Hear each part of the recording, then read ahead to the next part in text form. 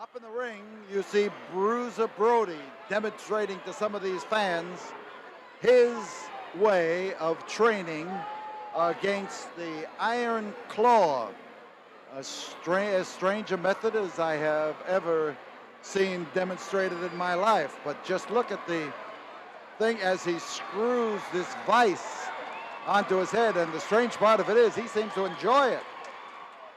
He looks to me like he will be enjoying it.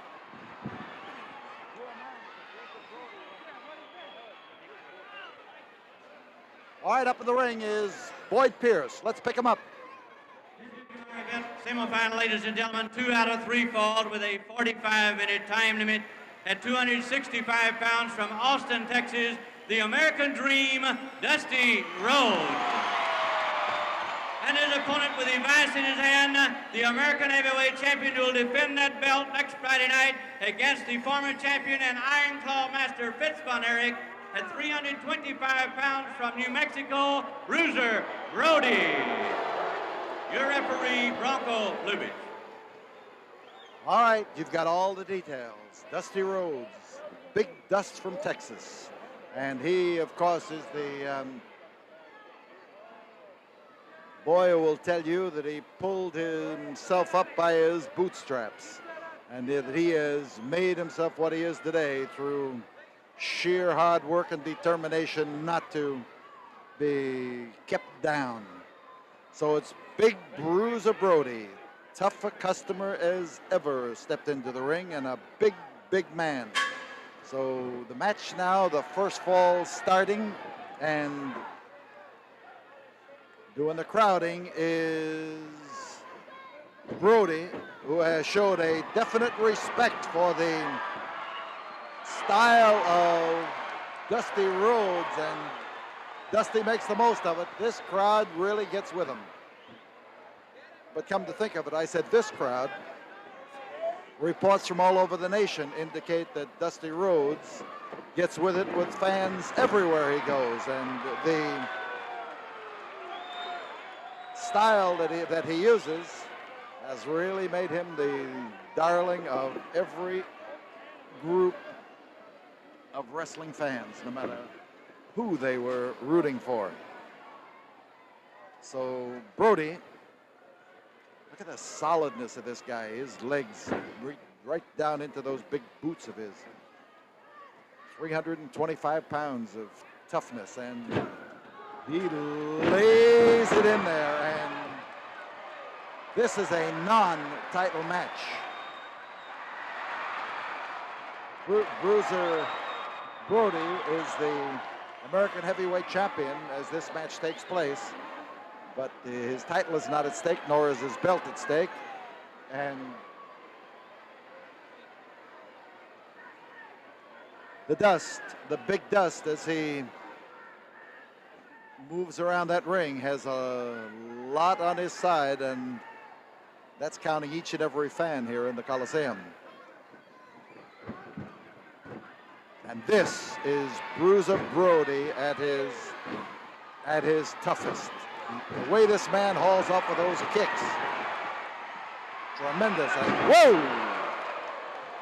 The wind-up and the pitch, and he exploded with that elbow against the head of Bruiser Brody.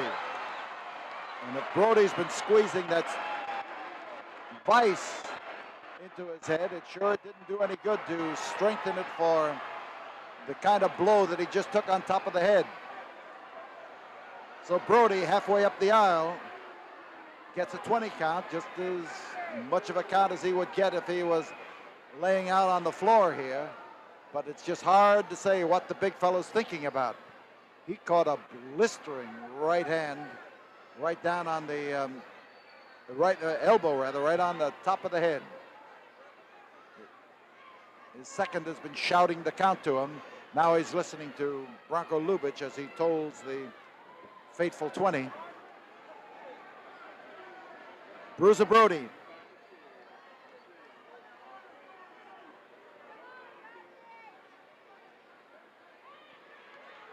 He's not so sure that he wants to move in on Dusty Rhodes.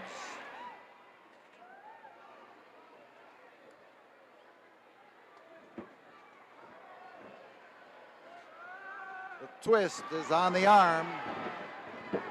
You see Dusty Rhodes as he maneuvers around to try to keep Bruiser Brody under control.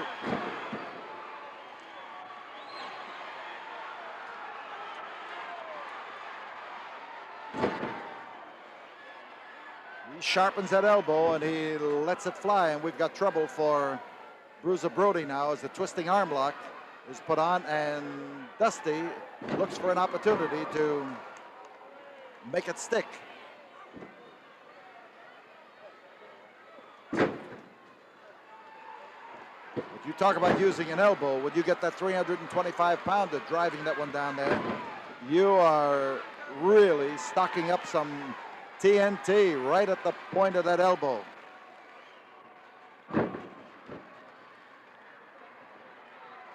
Bruiser Brody looking to plaster Dusty Rhodes down into the canvas. Dusty is one of the top name stars in the nation, and beating him would be a feather in Bruiser Brody's cap, despite the fact that he is the American heavyweight champion.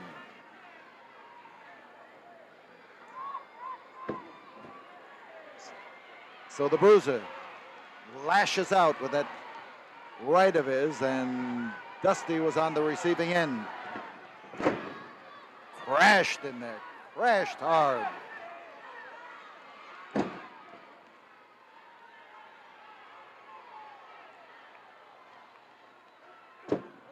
He's finding it.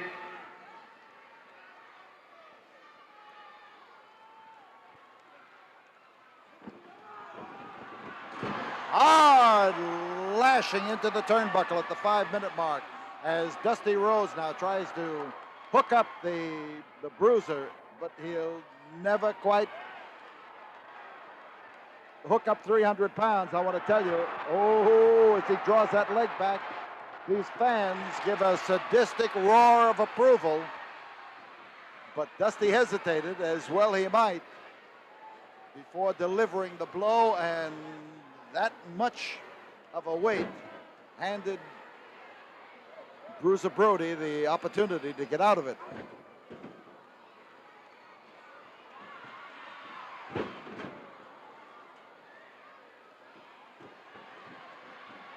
Brody again, he follows through with that foot. He drives the foot forward with a kick and keeps his weight right in behind it. And he has literally plastered Dusty Rhodes. There's a fall. So the first fall of this match goes to Bruiser Brody. There it is. It's his first blood. And we now tell you we'll return here in a moment after this word from the studio. Well, the bell hasn't sounded, and Bruiser Brody is waiting for Dusty Rhodes to come into the ring. But look over to the right. Dusty Rhodes has come up, and he is now sneaking around to this side of the ring, the far side, as Brody waits. And the bell sounds, and here is Dusty Rhodes coming up with a sneak attack and laying it into Bruiser Brody. And Brody is smashed all over the concrete here, and here comes Dusty Rhodes with a 2x4 and a formidable weapon if ever I've seen one. Driving elbow of Dusty Rhodes, and here is the big dust descending in a cloud on Bruiser Brody. He did it.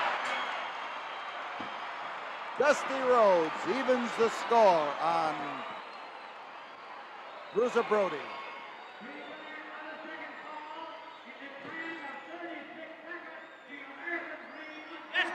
This is one time that the American Dream was full of unparalleled success. We're going to stay right here and watch during this brief intermission period as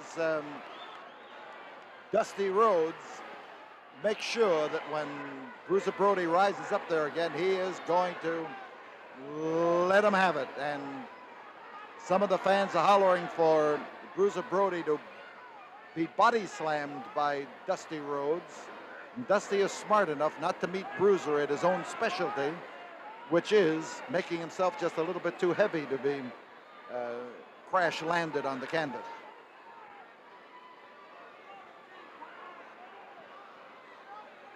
So the Bruiser, with 1 minute to go in this rest period, sits over there wondering what happened and what hit him, and not finding the answer to either one. Dusty is more than ready, and referee Bronco Lubitsch telling him to wait. Bruiser having his problems over there. I think his second is trying to explain to him what struck him. The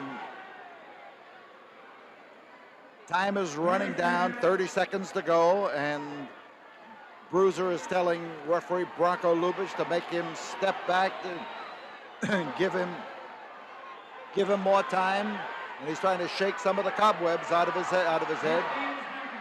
Now the fans are really rooting for the man with that charismatic style, and as the bell sounds, he's ready. So the Bruiser, who is still trying to figure it out, keeps catching it right square on the nose. Well, our alert announcer, Boyd Pierce, managed to get out of the way, and so did our agile timekeeper, Mike Williams. So we've got Bruiser on the concrete, Dusty trying to get him back in the ring where it can do something to him, and he smashed him into that table. That's an unyielding objective. Pure innocence. And as Bruiser comes back, he's a little bit upset and a little bit the worse for wear. But this is the third fall of this match, and it has not yet been decided. And Bruiser Brody caught a two-handed wallop that time, the old axe handle blow. But missing one the way he did then, with his driving force coming down and missing his target, can really take the steam out of you. Now, Dusty, a little bit the worse for wear for his running into Brody that time so soon after he had taken a lot of punishment. But right now we've got Brody up, we got the Bruiser ready, so it could be a tough spot for the Big Dust. There comes that driving foot of Brody again, and Brody, I can see the look on his face, is a little bit the worse for wear here, as he has not yet risen from his knees, but he knows a dangerous moment when he sees one, and this driving wallop into the head of Dusty Rhodes is all pure gain as far as the Bruiser is concerned.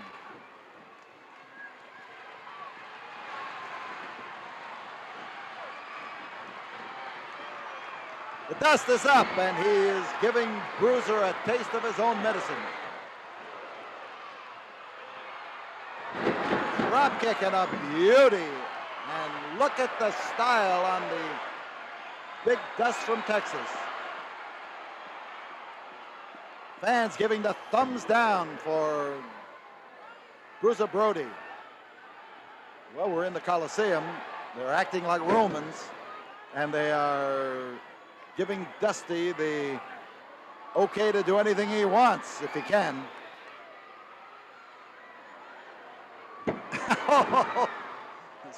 Class. And with the Bruiser now trying to rise up to his feet to get ready for Dusty Rhodes. Rhodes is getting the word from the fans. They're telling them move in, move in. Hard to find a man who gets more reaction out of fans than the Big Dust. He's got them right in the palm of his hand. They love to cheer him on, but right now he needs it. Brody trying to set him up.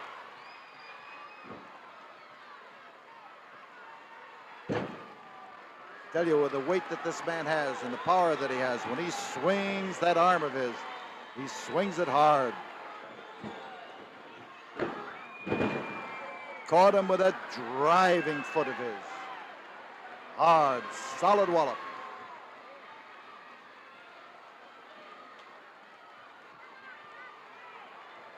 Trying to set him up again, and set him up he did.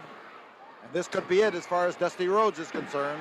That's a 325-pounder who was stretching him out on the canvas, and Dusty just raised a hand that time and waved to his fans to let them know that he was still in this fight.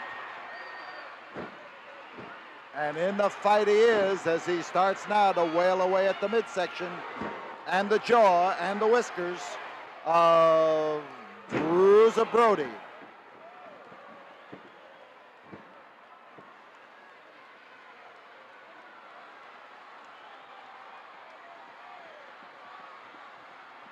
Notice that hand of Dusty Rhodes. He's waving at the fans right behind him. And now that Dust's getting his dander up, the 5-minute mark is reached in this third and deciding fall, and Bruiser Brody threw him over the top rope, and we're going to have a fall called against the American champion. He has been disqualified in this battle here, and the fall is going to go to Dusty Rhodes. You see Brody hanging him up in the ropes. Rhodes has, Rhodes is cementing his disqualification. I guess he figures he can only lose once, but he has lost this verdict for throwing Dusty Rhodes over the top rope.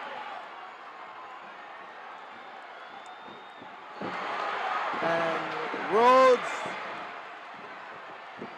I don't know, Bronco Lubitsch has lost his effort to get this match under control, and Dusty has picked up the U.S. American belt, and the winner is Dusty Rhodes. This was a non-title match.